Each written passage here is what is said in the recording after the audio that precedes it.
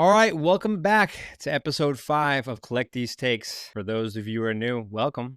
This is where sports talk meets the hobby. Picture it, the podcast where you walk into your local card shop, you start debating takes, checking out some cool cards, ripping packs, talking shop, talking sports, dropping takes. Whether you've been a hobby collector for years or just getting started, this is the pod and the spot for you. We'll break down some of the biggest moments, the latest trends, and everything in between, and whatever else pops up in our head, of course. So sit back. Let's talk sports and cards. Jordan, are you out there? How are you, co-host? I'm ready, Kev. It's a nice shiny weekend here in New England. The weather's starting to warm up. It Yep. makes it's the perfect time of year for sports. It's actually my favorite time of year for sports. This next 2 to 3 months, you got college basketball, March Madness. You have playoffs with hockey and basketball. You have baseball starting. There's nothing more romantic than all of these sports culminating. You have the Masters, the marathons. It's a great time to be a sports fan. Is there anything better than the kickoff to March Madness? You're just watching that first weekend, you're ingesting more sports than any other time of the year, I feel like, right? It Yeah, can't be another time. yeah. That weekend is just overloaded. You have, I don't know how many games, going on concurrently that whole weekend. By the end of it, you felt like you played in the games because you're just strapped into your seats. You've eaten too many chips. You've seen the same True TV commercial 8,000 times, but I wouldn't change it for anything. It's definitely sports overload, but let's start there. Let's start with some of the March Madness buzz and talk about how it's impacting the card and hobby world. What's your opening take for March Madness this year? Oh, so we are coming off the heels of Cooper Flag getting hurt and going. If this we had recorded maybe a day or two earlier, I would be saying it's Duke and, then everybody else. But with Cooper Flag, a sprained ankle, Kevin, you are a sprained ankle survivor. As someone who, gets hurt and then it lingers for 3 years, I'm a little worrisome, especially Cooper Flag. He doesn't have a lot of incentive to play in these games. They already said he's going to be out for the ACC tournament. What's his reason to play in the March Madness tournament? So I think it's now a little bit more wide open. A team that I really like is Alabama. I'm also hot on Houston, and another one, St. John's. I mean, Flag not being in the tournament would be an absolute major blow. If he doesn't play, it'd be an absolute shock. And by the way, as a chronic ankle sprainer, as I've been medically termed, ankle sprains are no jokes. But I have to imagine, they're in a lot better shape than me, and they have a lot better access to physical therapy than me. So now, I mean, Flag not being in the tournament, I think that'd be a monster hit to the tournament, right? I mean, he's the main draw this year, and like you mentioned, business decision. Yeah, I mean, is there anybody even close to him? I mean, he's like the de facto number 1 overall pick that is clearly going to be taken in the draft, right? So an injury obviously hurts that a ton. I mean, I just saw a recent autograph, his McDonald's All-American auto tops get posted on eBay, and it got listed. It's a really cool card. I'll describe it. It's basically like I'm an employee at McDonald's. Like, here's my badge, and it's his auto right there, 1/1 Superfractor, and it literally just got listed on eBay for 29K. So $30,000. Pretty Yeah, I mean, insane. there's a lot of speculation with him. I want him to be good. Both of us, Duke alumni. We're rooting for Duke. I named my We didn't. dog. My dog's name is Duke. Yeah, your Yeah. dog's named Duke. I've named things after Duke players. But I don't know. There's just something about this injury that doesn't sit right. So he's gotta be good for next year. We've seen it far too many times. I mean, the two of three best big men, just got hurt. Wemby got hurt. Embiid got hurt. Big men are fragile. So they got to protect their bodies really early in their career. Otherwise, you're going to end up like an Anthony Davis where you're hurt every other year. What looks worse, him not playing and just going into the draft, or right? So does that hurt his draft stock, number 1, or number 2? he plays, he gets hurt again, and then he gets the label of, oh, he's injury prone. Did either situation hurt his draft stock? I think him not playing doesn't hurt his draft stock one bit. Um, like if anything, the GMs probably appreciate that, but I'll tell you, the fans are probably going to hate it. He was probably going to be one of the first Duke players that was unscathed by hate. That would give him a lot of hate. But if he plays, he instantly has that dog in him. You remember we were just talking about him. Steph Curry had injury prone written all over him when he first came in, and that's why he dropped, whatever it was, 7 or 10. He figured it out, but it's just tough for big men because their bodies are just weird. Like big men, people aren't supposed to be that tall. And, the fact that this guy can do all those things, he showed he can play at a high level, but, if he doesn't play, I'll be disappointed. I think his skill set is like a Kevin Garnett, but better. I think he has a higher ceiling. I think that's like truly who the player is, and I think that no doubt that's all fueling the hobby speculation of the player. So yeah, I think he's the main draw. He's obviously the main draw in the hobby right now, with several various different autos out, and all his cards are still staying high and strong. And I think he's the big draw in college right now for sure. Say we have one guy who's probably not going to get in the tournament, Villanova, Eric Dixon. He's a prolific scorer. I'm excited to see what he can do at the next level. I'm assuming comes out. I don't know what his cards are looking like right now, but that boy can score. And, Villanova has put out some great stars in the past. Yeah, the only cards that are really available college-wise outside of Cooper Flag are just some of the Tops Now stuff that they've done, or the Bowman Now that they've done, same company. But yeah, so essentially, if a big moment happens in the tournament, we talked about this in previous episodes. Tops Now can just do that instant drop of a big moment, right? So some people are predicting, like say, like a player like R.J. Davis, North Carolina, has a big game or something like that, right? A scoring guard, right? Could they drop a card for him with an auto or something like that? Or a team wins the tournament, maybe top 3 players sign the card, just something like that might happen. And I wouldn't be shocked if some of the companies try to take advantage of the tournament buzz and the moments. Yes. I mean, sticking with Duke, RJ Davis potentially has his last game ever as a college player, against Duke, this week. UNC is on the bubble watch. They could not be in the tournament. So he's going to have to show out in that game, especially with no Cooper Flag and the other injuries that Dukes are facing. No doubt. So we'll be watching the tournament closely. I'm excited to see how it impacts the hobby. I'm excited to see if there's any instant now drops. That'd be fun to talk about and pick up. But I think I, like everyone else, will be doing my brackets and really excited for the tournament to come up. College basketball is always a fun watch.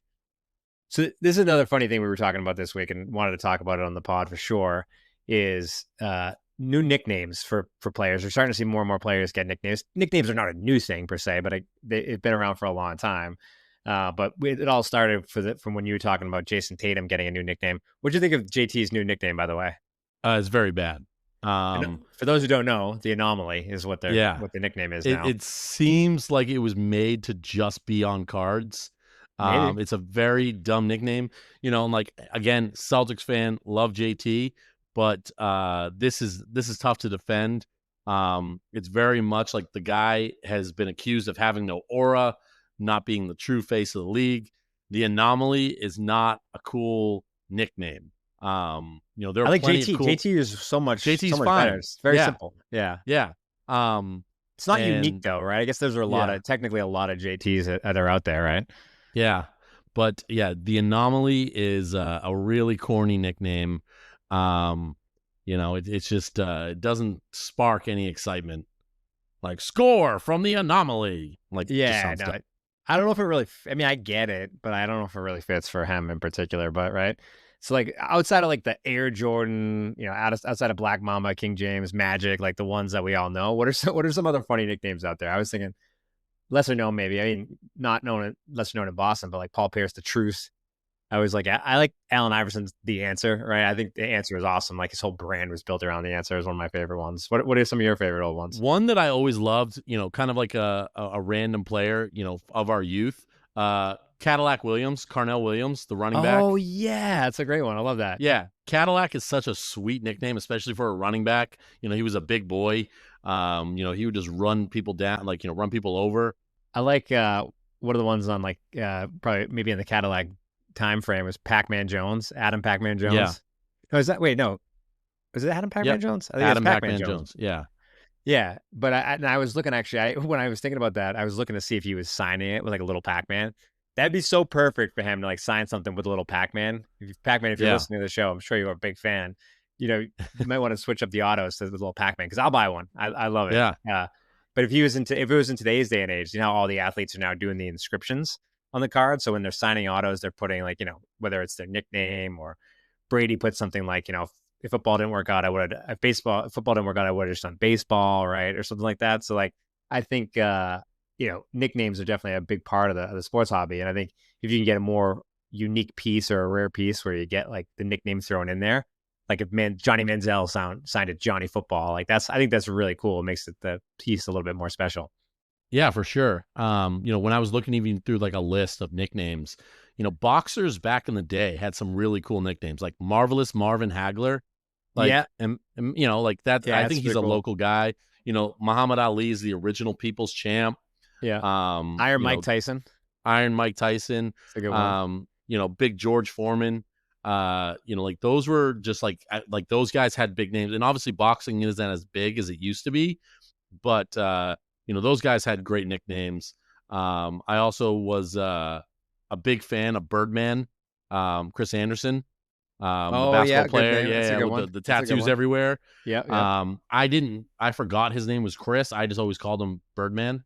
yeah. Like that. Shaq That's a Diesel. I don't know how we forgot about Shaquille O'Neal. Shaq Diesel's another yeah, really good one. yeah. He had so many. Like Shaq just kept making up nicknames every year. Yeah, Um, yeah. I know Shaq. This right, like yeah. Shaq Um, Diesel. He was Yeah, and a then lot of there's movies. guys, there's guys you forget that like it is their nickname, like Tiger Woods. Tiger's Yeah, on his real name. His name's Elgin.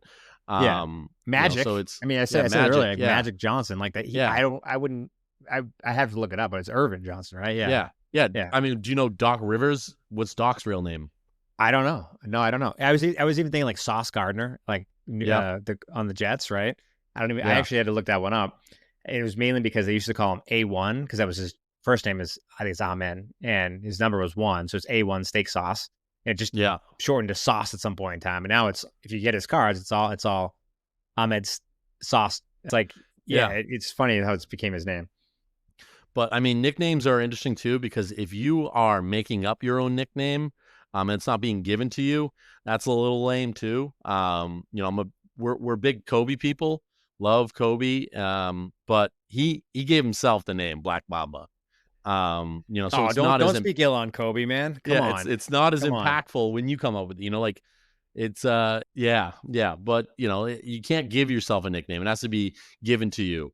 Another one I love, I don't know what his cards are even worth, but the Honey Badger, Tyrone Matthew.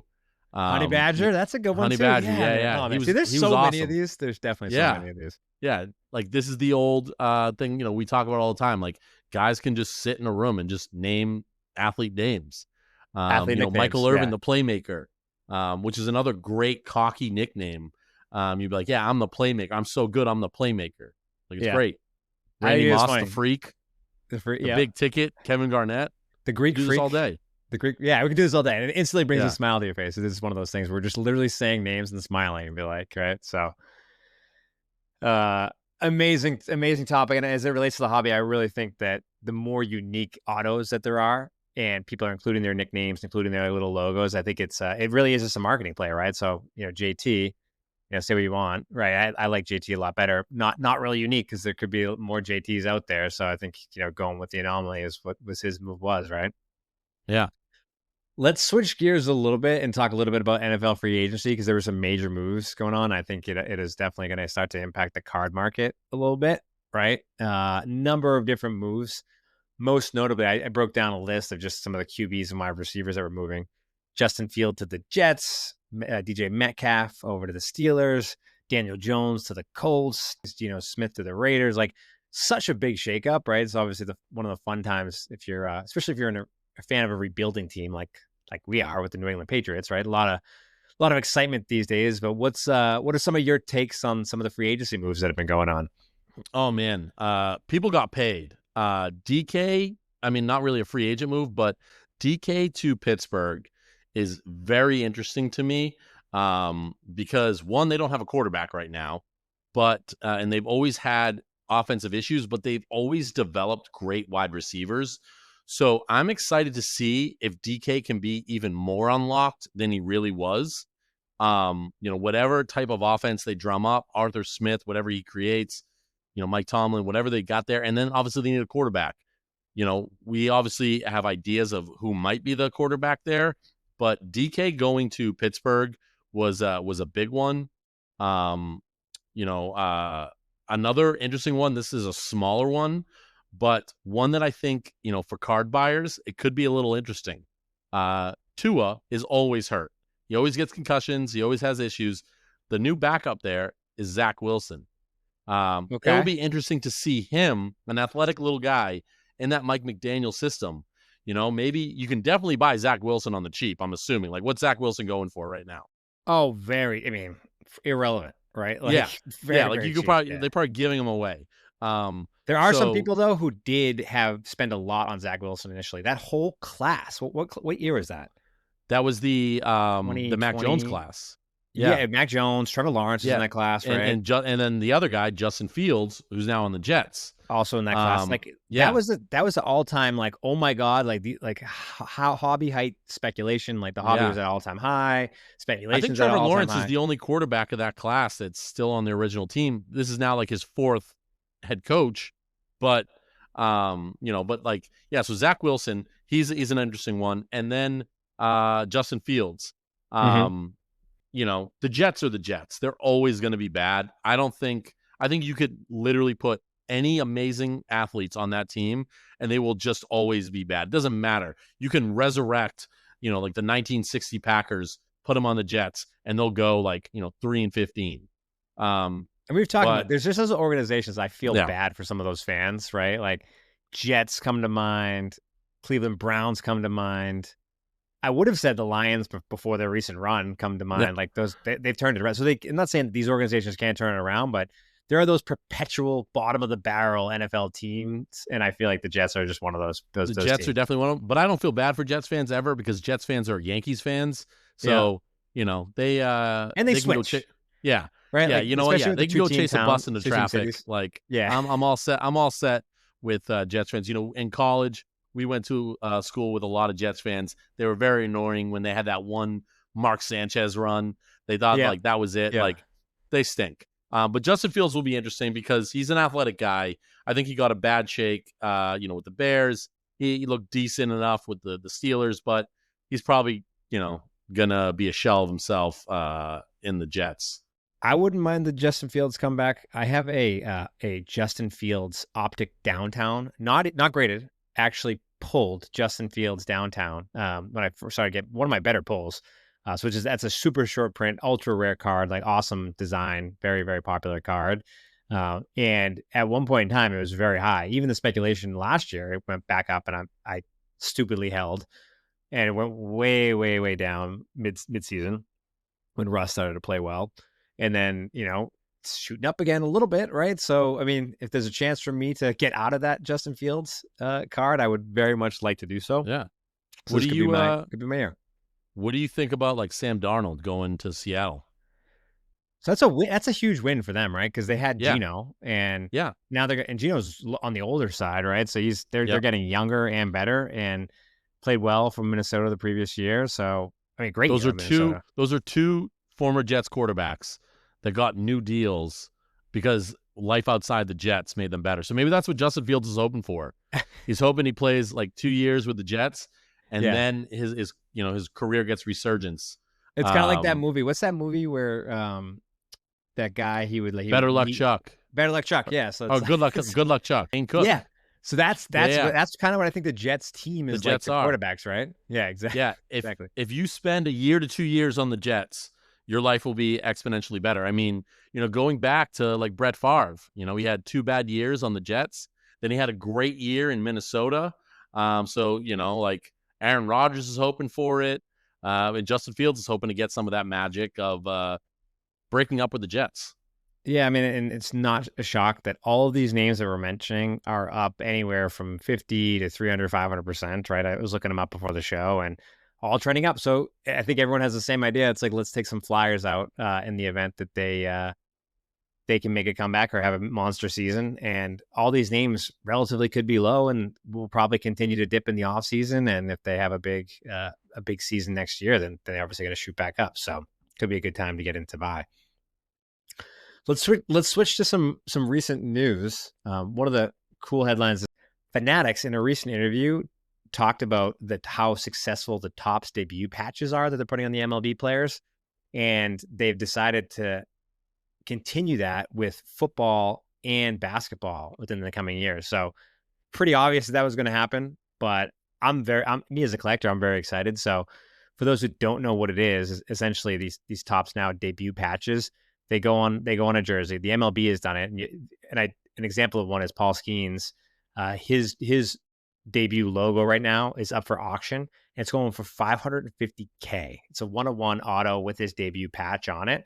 So rookies going forward, both in the NFL and in the NBA, they're going to have these similar patches to debut patches, and then they'll wear them in their first opening game, first game ever played, and they'll put them on a 1-of-1 card, which they'll most likely sign as well. So really cool that they're going to continue this in the hobby, but I just think it speaks to the rarity and how people want the rare ultra collector's item. And it helps, it's good for collectors who love the rarity and like to collect that stuff, but it's also good for the companies printing these cards because they become this ultra chase card that if you buy like a $50, $100 box, you have the ability to become like a lottery scratch ticket winner for $1 million plus if you pull one of these cards.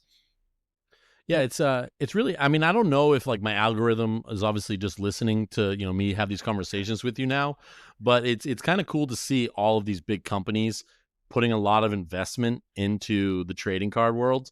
Like as we've stated, I'm not a collector. I don't know much about collecting. I'm learning it all through you and through doing this show with you. But like I see, like like WWE does a big Tops thing. Obviously, you're mentioning MLB and NBA and NFL are going to start doing big things. It's cool, and I think like it makes the sport more 365 because once the season ends, you're still talking about it, you're still trading, you're still speculating. So it's a cool way for like kids, to have these conversations all year round. Saying like, hey, I got the the Paul Skeens card, like he's definitely going to win a Cy Young this year, or the Mookie Betts card. Talking about it in the wintertime, when otherwise, baseball's not happening. So it's cool. It creates more relevance around the sport, and hopefully, it brings sports like baseball back, where there's been a lack of interest. Right. And I mean, I've been even looking out for them now. I've definitely, my interest in baseball has definitely dropped over the years. Like if I would have ranked my sports when I was younger, like baseball number one, far and away, and then, probably football, basketball right below that. But obviously during the Brady era, football took over Boston, right? But Boston historically has always been a baseball I town. mean, When I was growing up, that's what it always was about. yeah, I mean, you want to talk nicknames again, Big Poppy, Big Poppy. How do we forget Big that era. Poppy? Yeah. Yeah, I mean that era, like that, 20 not 20 years, but like whatever, like 15-year era of Big Poppy, and then even rolled into a little bit of Mookie. The Red Sox were awesome. But I know like it's not just because Boston doesn't love baseball anymore that baseball's dropped, but like, there's a lot of great young talent out there. Like you see guys like Ellie De La Cruz, when you look on like Card Ladder or Market Movers, his cards go for some decent money because he's a great young guy who can steal bases, hit home runs. He's like, I think he's like 6'5", plays shortstop. Like he's just a big dude. And it's cool to see people draw to him. You just got to hope that these guys have a little bit of personality that they can carry the sport into this next generation of kids beyond just the cards. Yeah, but and I also think it helps you, like the patches also as a sports fan, helps you kind of recognize who the young rookies and prospects are, and then have like an associated value with like what the hype and speculation is around that, right? Like even myself, I was looking I know Roman Anthony is a big prospect for the Red Sox. Yeah. I was seeing some clips from him in spring training, and I'm like, Oh man, so I wonder what his like debut patch auto would go for, right? It's going to be crazy high. Is it going to be lower? Is it going to be maybe obtainable, right? Like, I don't know. It just gets you paying more attention to prospects in the younger classes. So again, I think it's awesome for sports fans and it's also awesome for collectors. So it's a win-win, and I'm happy that they're finally extending it to the NBA and the NFL.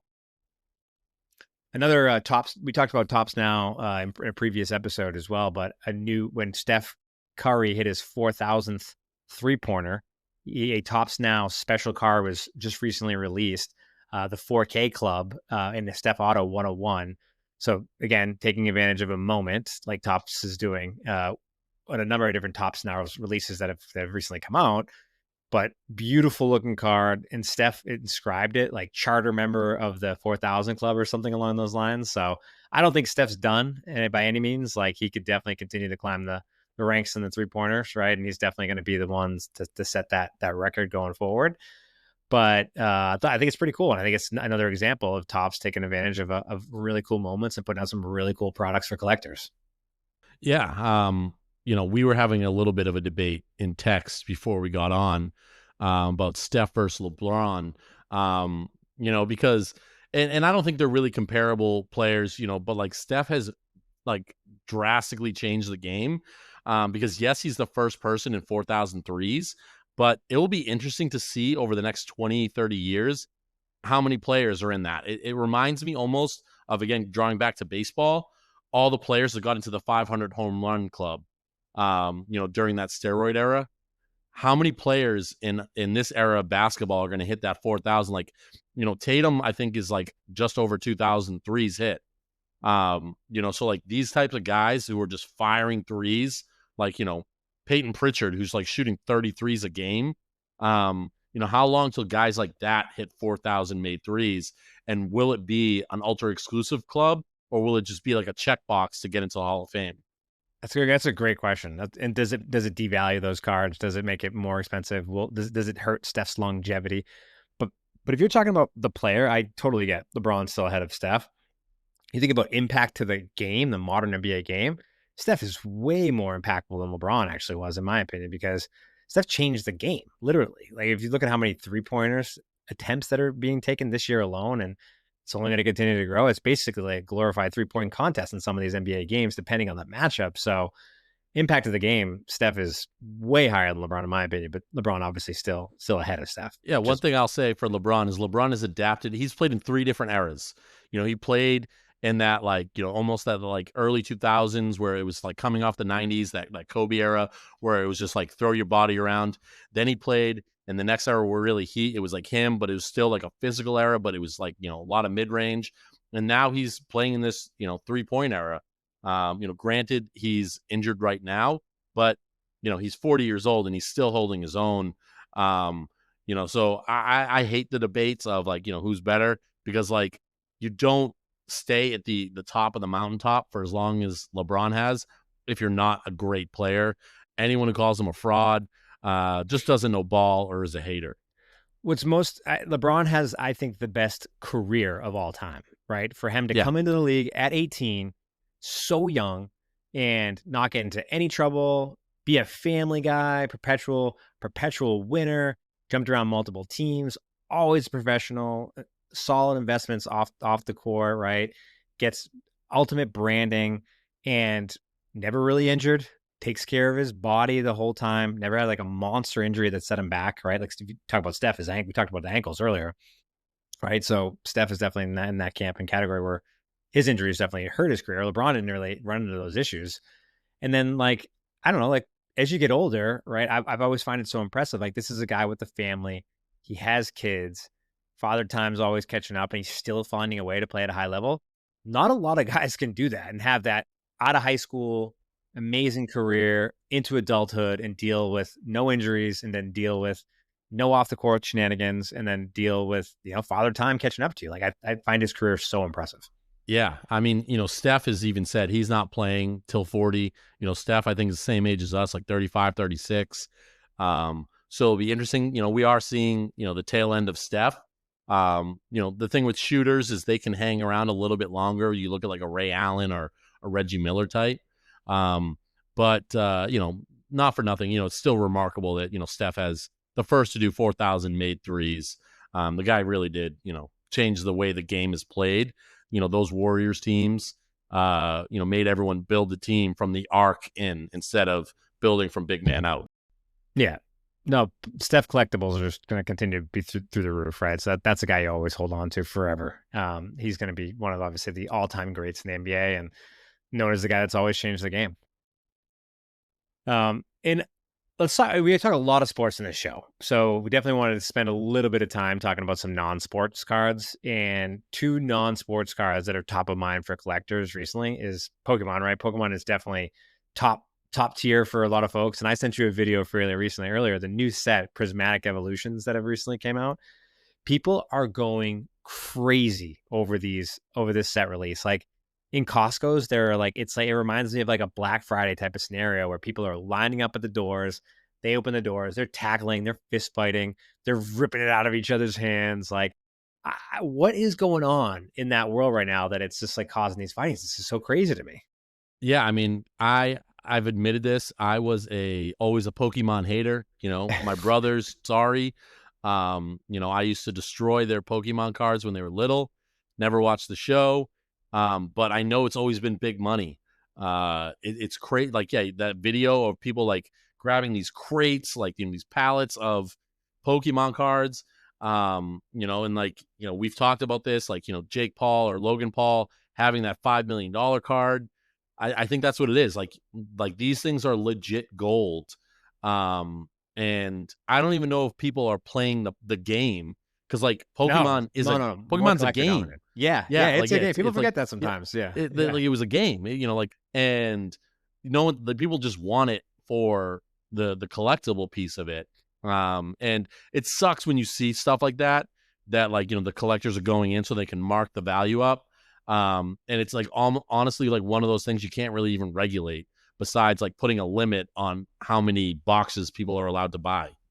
Yeah, right. And it's so there is the collector chase aspect of things that people want to hit that lottery ticket, but they're also a bit like these are side businesses for some people. Like they're scalpers and third parties. Like this happens in any collectible market, right? We talk about this with sneakers all the time, right? These are people's actual businesses. So a lot of people like fist fighting, they're protecting their livelihood, right? They grab these things, they mark it up 3, 4, 5, maybe 10x sometimes in the secondary market, and it's like that's unfair a little bit to consumers too. It's like I go into my local Target and I always just look to see if the Pokemon cards are there because my daughter likes Pokemon. She actually just likes to just open the packs and look at them. And we go over and look at that section. It is cleared out. Whoever is at my local Target, he's got like either a connection when the truck arrives or he's like out in the parking lot stocking it every single day because that person is on it. Like he clears that place out. He or she clears that place out. It's crazy, man. It's crazy how the Pokemon card market's going. In other like scalping prices, I recently bought a Topps Finest X-Men's 97, which I've gotten back into the show a little bit and been reading the comics a lot.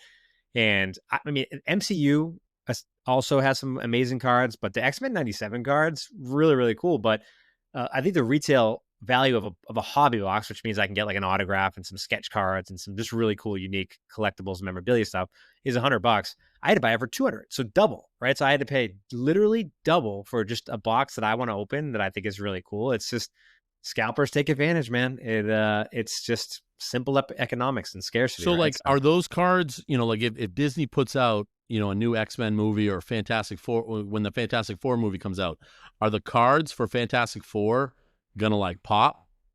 oh yeah, dude, and I think Tops now could get involved with that, right? Like we were talking about earlier, like uh what's his name? Pedro is it Pedro Pascal, Pedro yeah. Pascal. So if he does like an autograph on a card, right? And I mean, he could do an autograph for the Mandalorian. He could do an autograph for Mr. Fantastic, right? Yeah. And like that's a chase card, right? That I'm sure a lot of collectors want. I wouldn't be surprised if non-sports hobbies start to align themselves with movies and TV shows, right? So Yeah. season of a TV show, they're already doing it. Like there's like the Mandalorian, they have like their sets of cards, but I see that as a massive opportunity there for them to continue to grow and attaching sports cards and memorabilia cards or non-sports cards and memorabilia cards to movie releases, and they can definitely grow that market because there's a big non-sports cards collector market out there. All right. So we'll talk a little bit more about non-sports cards some more coming up, but let's get to the mailbag.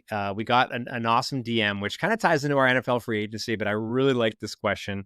I think a lot of people around this time are looking for those plays around just off-season football buys, especially with the draft coming up, especially with the free agency moves. And as NFL card prices start to dip at this time of year into the summer, people are looking for plays. Who do we buy now and who do we sell? And the question that we got in a DM is two-part question.